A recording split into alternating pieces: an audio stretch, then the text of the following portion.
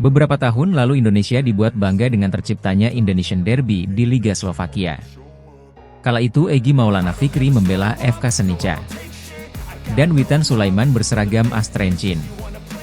Namun, setelah keduanya memutuskan untuk pulang kampung pada awal tahun 2023, kita hampir tidak pernah lagi disuguhkan derby yang berbau Indonesia di sepak bola.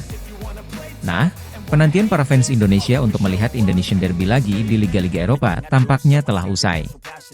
Yap, sebelum menyimak videonya pastikan kamu sudah subscribe channel dan nyalakan notifikasinya.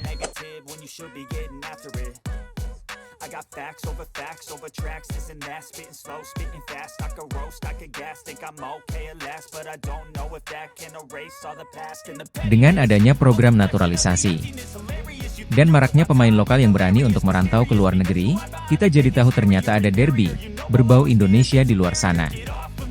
Bukan cuma satu melainkan ada banyak yang semuanya tersebar di berbagai belahan dunia. Penasaran ada di mana saja? Yang pertama tentu saja di Liga Belanda. Musim 2024 hingga 2025 hanya ada satu pemain timnas Indonesia yang berkarir di Eredivisie. Dia adalah Kelvin Verdong, yang baru saja memperpanjang kontraknya bersama NEC Nijmegen. Sebetulnya ada Ivar Riang membela FC Utrecht, namun dirinya belum mampu menembus skuad utama. Ia sejauh ini hanya bermain di tim muda saja. Lantas, dengan siapa Verdong membentuk Indonesian Derby dengan seniornya Ivar Ula Romeni? Sudah menjadi rahasia umum bahwa pemain yang mengenakan nomor punggung 77 itu memiliki darah Medan dari neneknya. Baru-baru ini Ula dikabarkan sudah selangkah lebih dekat menuju WNI. Ia diberitakan sudah melakukan komunikasi lebih lanjut dengan PSSI melalui Fardi Bahdim. Musim ini Verdong dan Ula belum bertemu di lapangan, karena Nijmegen baru akan menghadapi Utrecht pada akhir November mendatang. Namun keduanya sudah pernah bertemu beberapa kali di musim-musim sebelumnya. Statistiknya pun cukup berimbang dari 5 pertemuan terakhir. Antara Ula dan Verdong, keduanya masing-masing mengantongi 1 kemenangan, sisanya berakhir imbang. Selain pertemuan NEC Nijmegen dan FC Utrecht yang layak dinantikan, ada beberapa pemain keturunan Indonesia lain di era divisi, seperti Mes Hilgers di Twente, Eliano Reijers, Tristan Goijer di PEC Zwolle dan masih banyak lagi.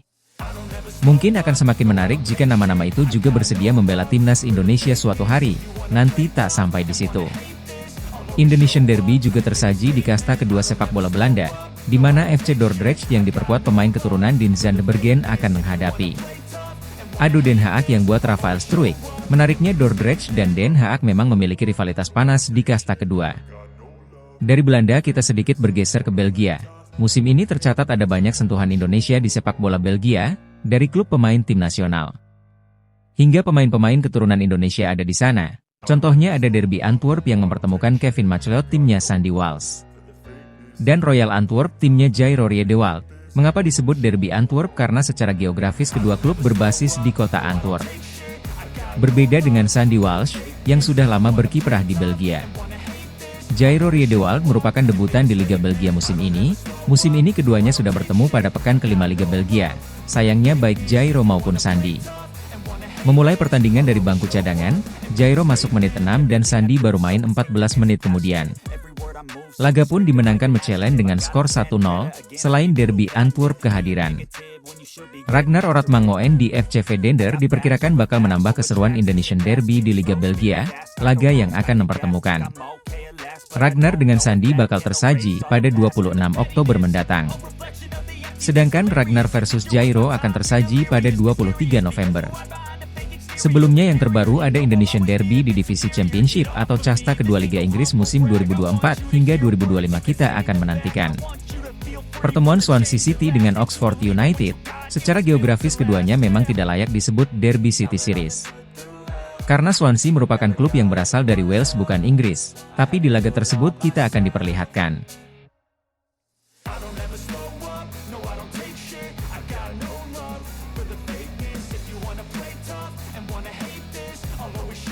duel antara Nathan Choeon dan Marcelino Ferdinand pada pertengahan Agustus kemarin.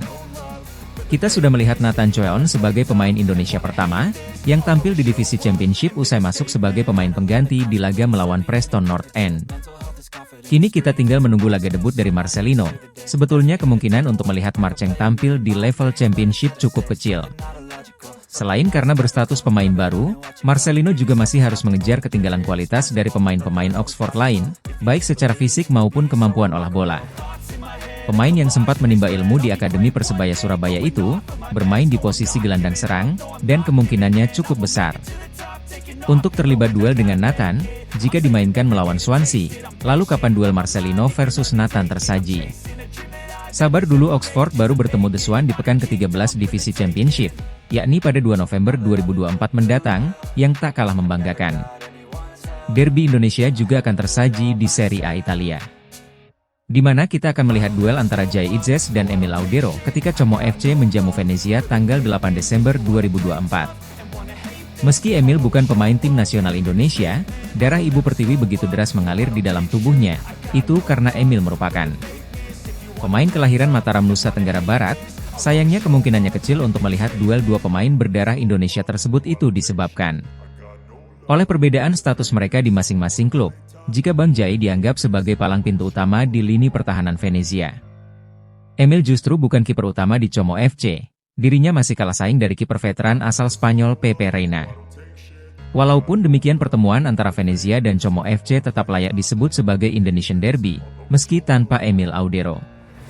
Mengapa demikian? Karena pada dasarnya Como FC merupakan klub yang dimiliki oleh PT Djarum, perusahaan ternama asal Indonesia.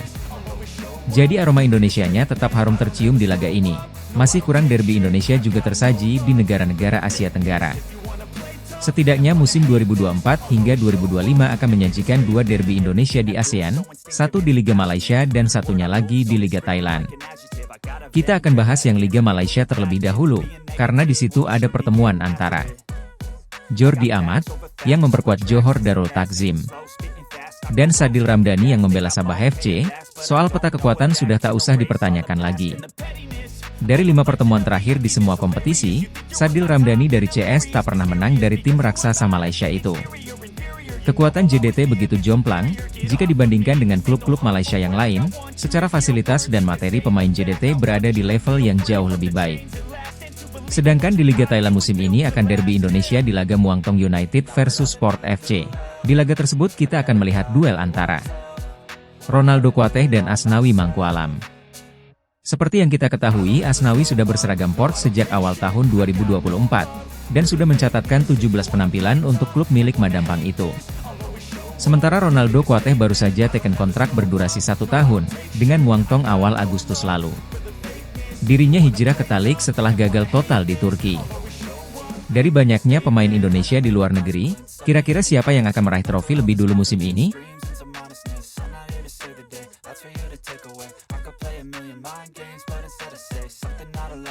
Something that is topical, rub it on and watch it go, make yourself unstoppable, dreams are